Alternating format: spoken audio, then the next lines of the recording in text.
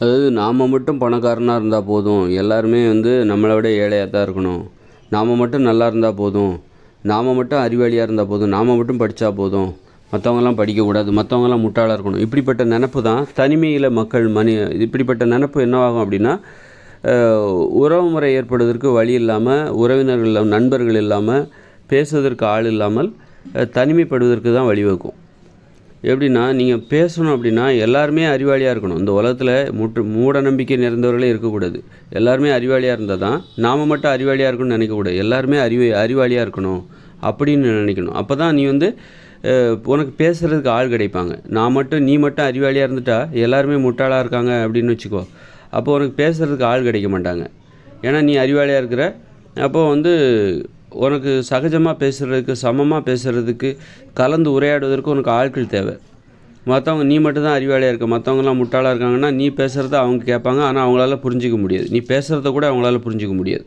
நீ பேசுகிறத கேட்குறதுக்காவது அறிவாளியாக இருக்கணும்ல. அறிவாளிகள் இங்கே தேவைப்படுறாங்கல்ல. நீ அறிவாளியாக இருக்கிற அப்படின்னா நீ பேசுகிறத புரிஞ்சுக்கிறதாவது இங்கே அறிவாளிகள் தேவைப்படுறாங்க தானே. அது மாதிரி நீ கலந்துரையாடுவதற்கு நண்பர்கள், உனக்கு தேவையான நண்பர்கள் தேவை. உனக்கு வாழ்வதற்கு நண்பர்கள் தேவை, நட்பு தேவை. அப்போது நீ அறிவாளியாக இருக்கிறன்னா உனது அறிவை பகிர்ந்து கொள்வதற்கு உனக்கு நண்பர்கள் தேவை. உனது அறிவை புரிந்து கொள்வதற்கு நண்பர்கள் தேவை. அப்போ நீ அறிவை தெரிஞ்சுக்கணும், மற்றவங்ககிட்ட நீ தெரிஞ்சுக்கணும். வெறுமனே நீ அறிவாளியாக இருந்தால் உனக்கு அறிவு எங்கேருந்து வரும்? யார்கிட்டையோ இருந்து தானே வரணும், இன்னொருத்தட்ட இருந்து தானே வரணும். இல்லை புத்தகத்துலேருந்து நான் அறிவை தெரிஞ்சுப்பேன். மனுஷங்கிட்ட இருந்து தான் கிடைக்கிற அறிவு உண்மையான அறிவாக இருக்க முடியும். மனுஷங்கிட்ட போய் நீ தெரிஞ்சுக்கிறதுக்கு அதுதான் உண்மையான அறிவாக இருக்க முடியும். அப்படின்னா நீ தெரிஞ்சுக்கிறதுக்கு உனக்கு அறிவு தேவை, அதுக்கு அறிவாளி தேவை. அது மாதிரி நீ மட்டும் அறிவாளியாக இருந்தால் பார்த்தாது. இந்த உலகத்தில் எல்லாருமே அறிவாளியாக இருந்தால் தான் உனக்கு பழகுவதற்கு நண்பர்கள் கிடைப்பாங்க, பேசுவதற்கு துணை கிடைக்கும். அதனால் நாம் மட்டும் மகிழ்ச்சியாக இருந்தால் போதும், மற்றவங்க நாசமாக போட்டோம் அப்படின்னு நினச்சோன்னா நீ மகிழ்ச்சியாக வாழ்வதற்கு உனக்கு துணை தேவை. நீ தனியாக மகிழ்ச்சியாக எப்படி இருப்ப?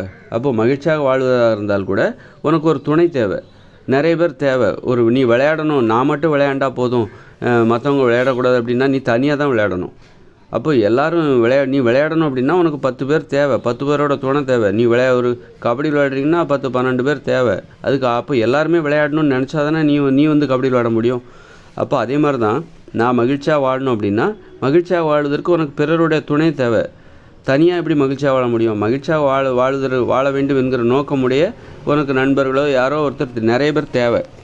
அது மாதிரி நீ மட்டும் பணக்காரனாக இருந்தால், மற்றவங்க ஏழையாக இருந்தால் நீ ஏழைகிட்ட போய் எப்படி நட்பை ஏற்படுத்திப்போ? எல்லாருமே பணக்காரனாக ஆகணும் அப்படின்னு நினச்சா தானே உனக்கு பழகுவதற்கு உறவினர்கள் கிடைப்பாங்க, நண்பர்கள் கிடைப்பாங்க.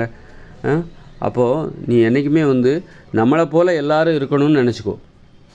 நம்மளை போல் எல்லோரும் இருக்கணும், எல்லா வகையிலுமே. பணமாக இருக்கட்டும், அறிவாக இருக்கட்டும், எல்லா வகையிலுமே நம்மளை போல் எல்லாருமே இருக்கணும். அப்போ தான் நீ மகிழ்ச்சியாக வாழ முடியும். மகிழ்ச்சியாக வாழணும்னு நினைக்கிறியா? அப்போ நம்மளை போல் எல்லாருமே மகிழ்ச்சியாக வாழணும்னு நினச்சிக்கோ. பணக்காரன் ஆகணும்னு நினச்சிக்கிறியா? அப்போது நம்மளை போல் எல்லோரும் பணக்காரர் ஆகணும் அப்படின்னு நினச்சிக்கோ. அறிவாளி ஆகணும்னு நினச்சிக்கிறியா? அப்போ நம்மளை போல் எல்லோரும் அறிவாளி ஆகணும். நீ படிக்கணும்னு நினைக்கிறியா? நிறைய படிக்கணும்னு நினைக்கிறியா? அப்போது நீ என்ன நினைக்கணும்? நம்மளை போல் எல்லோரும் படிக்கணும்னு நினைக்கணும். அப்போ தான் உனக்கு துணை கிடைக்கும். இல்லைன்னா தனியாக இருந்து என்ன பண்ணுவேன்? தனியாக ஒருத்தர் இந்தியா இப்போ ஒரு ஊரில் என்ன பண்ணாங்க, எல்லாருமே முட்டாளாக இருந்தாங்க. ஒருத்தர் என்ன பண்ணார், தான் மட்டும் அறிவாளி ஆகணும்னு என்ன பண்ணார், வெளிநாட்டில் போய் கல்வி கற்றுட்டு வந்தார். வந்துட்டு இங்கே வந்தால் அவர் மட்டும் அறிவாளி ஆகிட்டார், மற்றவங்க எல்லாருமே முட்டாளாக இருக்காங்க. இவர் பேசுகிறத யாருமே புரிஞ்சுக்கிறதும் கிடையாது. இவர் பேசுகிறத யாரும் புரிஞ்சிக்கலை. அதனால் இவர் பேசுகிறத யாரும் கேட்க மாட்டேங்கிறாரு. அதனால் இவர் என்ன பண்ணுறாருனாக்கா, இவர் பேசுகிறதுக்கு இப்போ ஆளே இல்லாமல் தனியாக இருக்கார். மற்றவங்களாவது எல்லாருமே முட்டாளாக இருக்கிறதுனால எல்லாருமே ஒருத்தருக்கு ஒருத்தர் பேசிக்கிறாங்க, துணை கிடைக்குது. முட்டாளாக இருக்கிறதுல கூட ஒரு துணை என்பது இருக்கிறது. ஏன்னா அவங்க எல்லாருமே முட்டாளாக இருக்கிறதுனால அவங்களுக்கு ஒரு துணை கிடைக்குது. இவர் அறிவாளியாக இருக்கிறதுனால இவர் மட்டும் அறிவாளியாக இருக்கிறதுனால இவருக்கு துணை இல்லாமல் போகுது, தனிமையில் இருக்குது. அதனால் எல்லாருமே நம்மளை போல் மகிழ்ச்சியாக இருக்கணும்னு நினைக்கணும். இப்போ இந்த இயந்திர அறிவியல் உலகில் என்ன ஆச்சுனாக்கா, அறிவாளி ஆச்சுன்னா ரொம்ப கஷ்டம். அறிவு நம்ம சுயமாக சிந்திக்க ஆரம்பிச்சிட்டோம்னு வச்சுக்கோங்களேன், நமக்கு நண்பர்களே கிடைக்க மாட்டாங்க, உறவினர்களே கிடைக்க மாட்டாங்க. ஏன்னா இந்த உலகங்கிறது மூட நம்பிக்கை நிறைந்த உலகமாக இருக்கிறது. மூட நம்பிக்கை உள்ளவங்க தான் இந்த உலகத்தில் அதிகமாக இருக்காங்க. அப்படி இருக்கும்போது நம்ம வந்து ஒரு சுயமாக சிந்திக்கும்போது நம்ம பழகுவதற்கு நண்பர்கள் கிடைக்க மாட்டாங்க. நம்ம கருத்துக்களை ஏற்றுக்கொள்வதற்கோ அல்லது பரிமாறிக்கொள்வதற்கோ பகிர்ந்து கொள்வதற்கோ நமக்கு நண்பர்கள் கிடைக்க மாட்டாங்க, உறவினர்கள் கிடைக்க மாட்டாங்க. நம்மளை புரிஞ்சுக்கிறதுக்கு இங்கே ஆளே இருக்க மாட்டாங்க. சுயமாக நீ படிச்சுட்டா மட்டும் நீ வந்து ஆனால் படிக்கிறது எல்லாருமே படிக்கிறாங்க. அதனால் படித்தவங்களுக்குள்ள துணை கிடச்சிருது. ஆனால் படிப்புங்கிறது ஒரு சுய சிந்தனை கிடையாது. புத்தகத்தில் உள்ள விஷயத்தை நீ மனப்பாடம் பண்ணி வச்சுருக்க, புத்தகத்தில் உள்ள விஷயத்த ஏன் எதுக்குன்னு கேள்வி கேட்காமல் புரிஞ்சு வச்சுருக்கிற. அது வந்து உனக்கு வந்து சுய சிந்தனை ஆகாது, அது வந்து அறிவாகாது, அது வெறும் புத்தக அறிவு தான். அது ஏன் எதுக்குன்னு கேள்வி கேட்காமல் நீ வளர்த்து கொண்ட ஒரு அறிவு. புத்தக அறிவு என்பது என்னென்னா, பள்ளிக்கூடத்தில் படிக்கிற புத்தக அறிவு என்பது என்னென்னா, அது வந்து நிறுவனம் செய்யப்பட்ட ஒரு அறிவாக இருக்கலாம். ஆனால் அது ஏன் எதுக்கு, ஏன் இதை நீ கற்றுக்கணும், இதை நான் கற்றுக்காமல் இருக்க முடியாது, இந்த புத்தகத்தில் உள்ள கல்வியை நான் கற்றுக்கொள்ளாமல் வாழ முடியாது, இப்படி எந்தவித கேள்வியும் கேட்காம அதை நீ புரிந்து வளர்த்து கொண்ட ஒரு அறிவு தான் அது. அது வந்து சுய சிந்தனை அடிப்படையாக. அதனால் படித்தவங்க இங்கே நிறைய பேர் இருக்காங்க, எல்லோரும் எம்ஏ பிஏ எல்லாம் படித்தவங்க. அதனால் படித்தவங்களுக்குள்ளே பேசிக்கலாம், அதில் அவர்களுக்கு துணை கிடைக்குது. ஒரு இந்த கல்வியே கேள்வி கேட்டு இது எந்த வகையில் சரியாக இருக்க முடியும், எந்த வகையில் பகுத்தறிவாக இருக்க முடியும் அப்படின்னு கேள்வி கேட்டு நீங்கள் வெளியில் வர்றீங்க அப்படின்னா, சுயமாக சிந்திக்கிறீர்கள் என்றால் அப்போ நீங்கள் தனிமைப்பட்டு போவீங்க.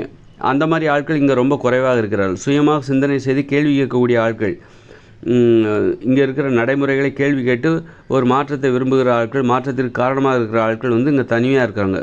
அவங்க பகிர்ந்து கொள்வதற்கு, அவங்க கருத்துக்களை பகிர்ந்து கொள்வதற்கு, அதை கேட்பதற்கு இங்கே துணை இல்லை, அவங்களுக்கு நண்பர்கள் இல்லை. அதான் அந்த மாதிரி ஒரு அறிவாளியாக இருக்கிறது ரொம்ப கஷ்டம். முட்டாளாக கூட வாழ்ந்துட்டு போயிடலாம். முட்டாளாகவோ மூட நம்பிக்கை நிறைந்தவர்களாக கூட நிறைந்தவர்கள் கூட இங்கே வாழ்ந்துட்டு போயிடுவாங்க.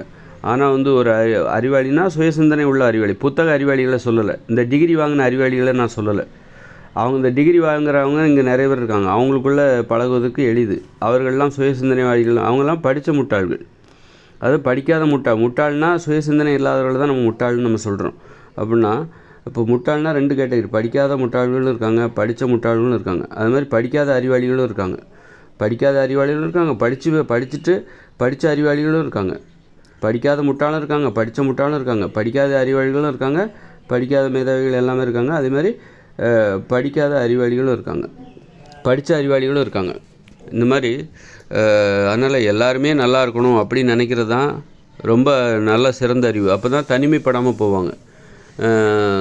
தனிமைப்படாமல் இருப்போம். எல்லாருமே நல்லா இருக்கணும், எல்லாருமே பணக்காரங்களாக இருக்கணும், எல்லாருமே அறிவாளியாக இருக்கணும், எல்லாருமே சுயமாக சிந்திக்கணும் அப்படின்னு நினச்சா தான் நமக்கு துணை கிடைப்பாங்க. வாழ்வதற்கு துணை தேவை, மகிழ்ச்சியாக வாழ்வதற்கு துணை என்பது தேவை. அது துணைனா என்ன? வாழ்க்கை துணைங்கிறது என்னது? வாழ்வதற்கான துணை என்பது என்ன? மனைவியோ அல்லது கணவனோ மட்டும் இல்லை, நண்பர்கள், சகோதரர்கள், அப்பா அம்மா, தம்பி, தங்கை, மகள், பேத்தி, இது எல்லாமே வாழ்க்கை துணை தான், வாழ்வதற்கு தேவையான துணைகள். அதனால் இவர்கள் வெறுமனே இவர்கள் எனது அக்கா தங்கச்சி அப்படின்னு சொன்னால் மட்டும் போதுமா? அவர்களோடு நான் பேச வேண்டாமா, பழக வேண்டாமா, எனது கருத்துக்களை பகிர்ந்து கொள்ள வேண்டாமா, மகிழ்ச்சியாக? அப்போ அதற்கு வந்து இந்த அறிவு பொருத்தம் என்பது தேவை. ஒரு அறிவு பொருத்தம் என்பது இருந்தால் தான் அவர்களோடு பழகவோ பேசவோ என்னால் முடியும். வெறுமனே உறவு முறை எனக்கு பிறந்து விட்டால் போதும் அவர்களுடன் பேசிவிட முடியாது. எனது மனைவி என்று வந்துவிட்டால் போதும் நான் அவளோடு பேசிவிட முடியாது. எனது கணவன் என்று வந்துவிட்டால் போதும் நான் அவனோடு பேசிவிட முடியாது. அவனது கருத்துக்கும் எனது கருத்துக்கும் பொருந்தி போக வேண்டும். எனது மனைவியின் கருத்துக்கும் என்னிடம் உள்ள கருத்துக்கும் பொருந்தி போக வேண்டும். அப்போ தான் அங்கே வந்து அன்பு ஏற்படும், பாசம் ஏற்படும். அதனால் எல்லாருமே நல்லா இருக்கணும், எல்லாருமே சுயமாக சிந்திக்க வேண்டும், எல்லாருமே அறிவாளியாக இருக்கணும் அப்படின்னு நினைக்கணும். அப்போ தான் வந்து மகிழ்ச்சியாக வாழ வேண்டும். மகிழ்ச்சியாக வாழ்வதற்கு துணை தேவை, அறிவை பகிர்ந்து கொள்வதற்கு துணை தேவை.